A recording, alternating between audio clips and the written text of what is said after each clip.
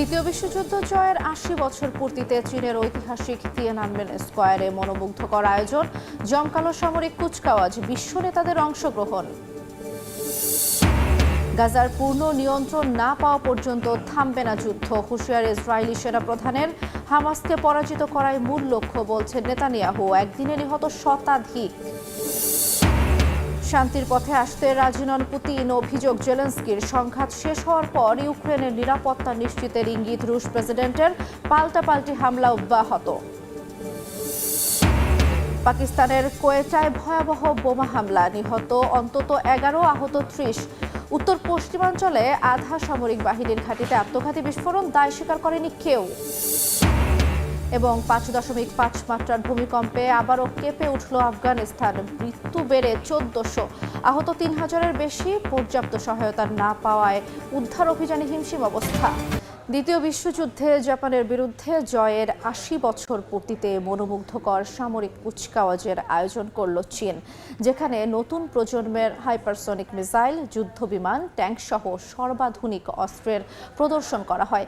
এতে যোগ দেন রাশিয়ার প্রেসিডেন্ট ভ্লাদিমির পুতিন এবং উত্তর কোরিয়ার নেতা কিম জং উন সহ বিভিন্ন দেশের সরকার ও রাষ্ট্রপ্রধান। বিশ্লেষকরা বলছেন, শুল্ক যুদ্ধ সহ বিভিন্ন কারণে যুক্তরাষ্ট্রের সঙ্গে তীব্র উত্তেজনার মধ্যে চীনের এই প্যারেড বিশ্বকে নতুন বার্তা দেবে। এদিকে কিম জং উন ও ভ্লাদিমির পুতিন একসঙ্গে মিলে যুক্তরাষ্ট্রের বিরুদ্ধে ষড়যন্ত্র করছে বলে ক্ষোভ প্রকাশ করেছেন মার্কিন প্রেসিডেন্ট ডোনাল্ড ট্রাম্প। চীনের রাজধানী বেইজিং এর তিয়ানআনমেন স্কয়ার ৭০ মিনিটের মহড়া ও শৈল্পিক কুচকাওয়াজে প্রদর্শিত হয় সর্বাধুনিক সামরিক প্রযুক্তি। আকাশে ড্রোন, হাইপারসোনিক মিসাইল আর সড়কে ভারী ট্যাঙ্কের সমারোহে শি জিনপিং তুলে ধরেন বেইজিং এর ক্রমবর্ধমান সামরিক শক্তি। প্রথমবারের মতো প্রদর্শিত হয় DF-61 আন্তঃমহাদেশীয় ক্ষেপণাস্ত্র, JL-3 submarine launched ballistic missile এবং হাইপারসোয়ার্দি। সময় সংবাদ। পশ্চিমা আধিপত্য বিরোধী নতুন বিশ্ব শাসন ব্যবস্থা গড়ে তুলতে চীনা প্রেসিডেন্টের প্রস্তাবকে সমর্থন দিয়েছেন রুশ প্রেসিডেন্ট। মঙ্গলবার দ্বিপাক্ষিক বৈঠকে চীন রাশিয়ার সম্পর্ক অনন্য উচ্চতায় পৌঁছেছে বলে জানান ভ্লাদিমির পুতিন। অন্যদিকে পারস্পরিক সহযোগিতা ও অভিন্ন স্বার্থ রক্ষায় একসঙ্গে কাজ করবে মস্কো ও বেইজিং বলে জানান শি জিনপিং। স্থানীয় সময় মঙ্গলবার তিয়ানজিনে আনুষ্ঠানিক বৈঠক করেন চীনা প্রেসিডেন্ট শি জিনপিং ও রুশ প্রেসিডেন্ট ভ্লাদিমির পুতিন। এ সময় শিকে প্রিয় বন্ধু হিসেবে অভিহিত করেন পুতিন। দুই দেশের সম্পর্ক অনন্য উচ্চতায় পৌঁছেছে বলে উল্লেখ করেন তিনি। দ্বিতীয় বিশ্বযুদ্ধকালীন সোভিয়েত চীন সম্পর্কের প্রসঙ্গ টেনে পুতিন বলেন, আস্থা, পারস্পরিক সহযোগিতা ও অভিন্ন স্বার্থ রক্ষার মতো বিষয়গুলো দুই দেশের সম্পর্কের কৌশলগত ভিত্তি। বেইজিং মস্কো বরাবরের মতোই একসঙ্গে সামনে এগিয়ে যাবে বলে জানান পুতিন। আমাদের ঘনিষ্ঠ যোগাযোগ রাশিয়া চীন সম্পর্কের কৌশলগত বিষয়টিতে প্রতিফলিত করে। আমাদের সম্পর্ক অনন্য উচ্চ পর্যায়ে রয়েছে। আমরা একসঙ্গে ছিলাম, এখনো একসঙ্গে রয়েছে। এদিকে শি জিনপিংও পুতিনকে পুরানো বন্ধু বলে আখ্যা দেন। বলেন, পরিবর্তনশীল আন্তর্জাতিক পরিস্থিতিতে দুই দেশ পরীক্ষায় উত্তীর্ণ হয়েছে। পশ্চিমা বিরোধী নতুন বৈশ্বিক ব্যবস্থা গড়ে তুলতে রাশিয়ার সঙ্গে যৌথভাবে কাজের কথা জানান চীনা প্রেসিডেন্ট। প্রাণবন্ত আলোচনার শেষে দুই নেতাকে একসঙ্গে চায়ের টেবিলেও দেখা যায়। এদিন মঙ্গোলিয়ার প্রেসিডেন্টের সঙ্গে ত্রিপক্ষীয় বৈঠক করেন শি ও পুতিন। তিন দেশের মধ্যে একটি চুক্তিও হয়। রাইসা জান্নাত, সময় সংবাদ। পুতিন মোদির সাক্ষাতের পর ভারতের বিরুদ্ধে একতরফা বাণিজ্যের অভিযোগ এনেছে মার্কিন প্রেসিডেন্ট ডোনাল্ড ট্রাম্প। তিনি দাবি করেন, ভারতীয় পণ্যে মার্কিন শুল্ক 0% নামিয়ে আনার অনুরোধ করেছে নয়াদিল্লি। এদিকে রুশ প্রেসিডেন্টের সঙ্গে ভারতের প্রধানমন্ত্রীর বৈঠককে লজ্জাজনক আখ্যা দিয়েছে ট্রাম্পের উপদেষ্টা।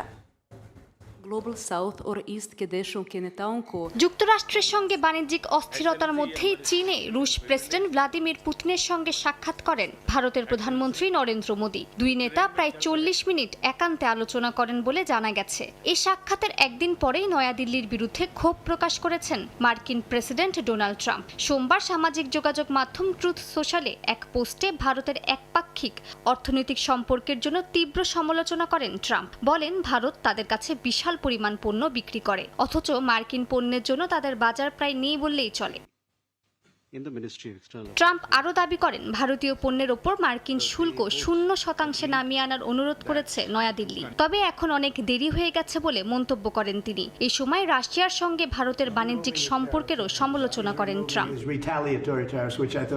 শুধু প্রেসিডেন্ট নন, ট্রাম্পের শীর্ষ বাণিজ্য উপদেষ্টা পিটার নাভারো ভারত বিরোধী অবস্থান প্রকাশ করেছেন। এক টেলিভিশন সাক্ষাৎকারে তিনি ভারতীয় তেল কোম্পানিগুলোকে রাশিয়ার লন্ড্রি বলে আখ্যায়িত করেন। অভিযোগ করেন ভারত রাশিয়ার কাছ থেকে কম দামে অপরিশোধিত তেল কিনে শোধন না করে প্রক্রিয়াজাত করে ইউরোপ, আফ্রিকা ও এশিয়ায় বেশি দামে বিক্রি করছে। এদিকে নয়াদিল্লি এ বিষয়ে এখনও আনুষ্ঠানিকভাবে মন্তব্য করেনি। তবে সম্প্রতি ভারতের বাণিজ্য মন্ত্রী পীযূষ গোয়াল হুঁশিয়ারি দিয়ে বলেন, দেশের স্বার্থে ভারত অন্য কোনো দেশের সামনে মাথা নত করবে না।